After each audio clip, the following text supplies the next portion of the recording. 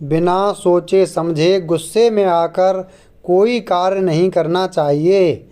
वर्षों पुरानी बात है, एक गांव में देवदत्त नाम का ब्राह्मण अपनी पत्नी देवकन्या के साथ रहता था। उन दोनों की कोई संतान नहीं थी। आखिरकार कुछ वर्षों के बाद उनके घर प्यारे से बच्चे ने जन्म लिया। ब्राह्मण की पत्नी अपने बच्चे को बहुत प्यार करती थी। एक दिन की बात है, ब्राह्मण की पत्नी देवकन्या को अपने घर के बाहर नेवले का छोटा सा बच्चा मिला। उसे देखकर देवकन्या को उस पर दया आ गई और वो उसे घर के अंदर ले गई और उसे अपने बच्चे की तरह ही पालने लगी। ब्राह्मण की पत्नी बच्चे और नेवले दोनों को अक्सर पति के जाने के बाद घर में अकेला छोड़कर काम से चली जाती थी। नेवला इस दौरान बच्चे का पूरा ख्याल रखता था। दोनों के बीच का अपार स्नेह देखकर देवकन्या बहुत खुश थी। एक दिन अचानक ब्राह्मण की पत्नी के मन में हुआ कि कहीं यह नेवला मेरे बच्चे को नुकसान न पहुंचा दे। आखिर जानवर ही तो है और जानवर की बुद्धि का कोई भरोसा नहीं कर सकता। समय बीतता गया और नेवला और ब्राह्मण के बच्चे के बीच का प्यार गहरा होता गया।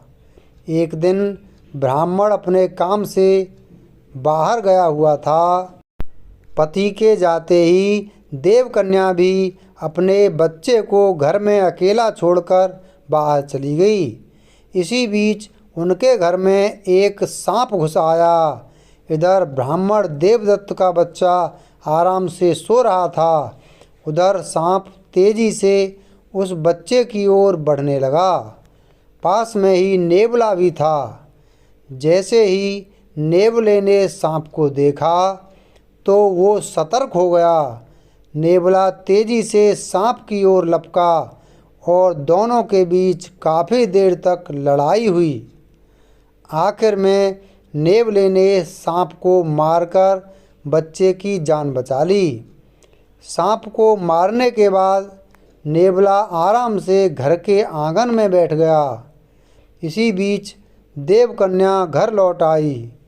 जैसे ही उसने नेवले के मुंह को देखा तो वह डर गई। नेवले का मुंह सांप के खून से लथपथ था, लेकिन इस बात से अनजान देवकन्या ने मन में कुछ और ही सोच लिया। वो गुस्से से कांपने लगी। उसे लगा कि नेवले ने उसके प्यारे बेटे की हत्या कर दी है। यही सोचते सोचते ब्राह्मण की पत्नी ने एक लाठी उठाई और उस नेवले को पीट पीट कर मार डाला।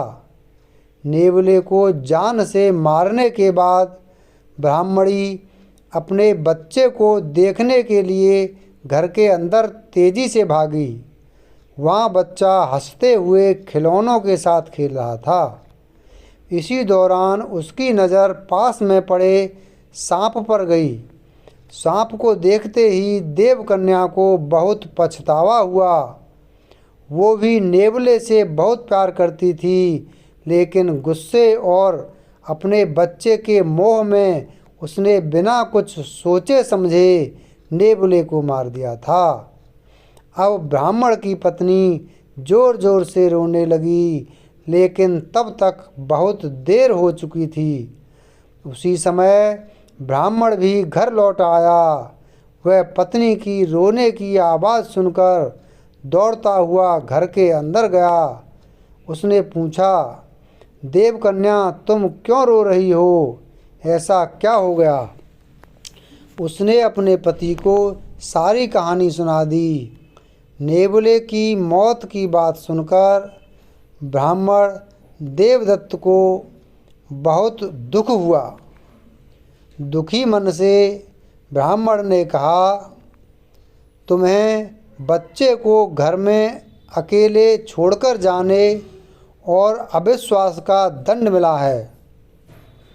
कहानी से सीख, बिना सोचे समझे गुस्से में आकर कोई काम नहीं करना चाहिए। साथ ही विश्वास की डोर को कभी शक की वजह से टूटने नहीं देना चाहिए।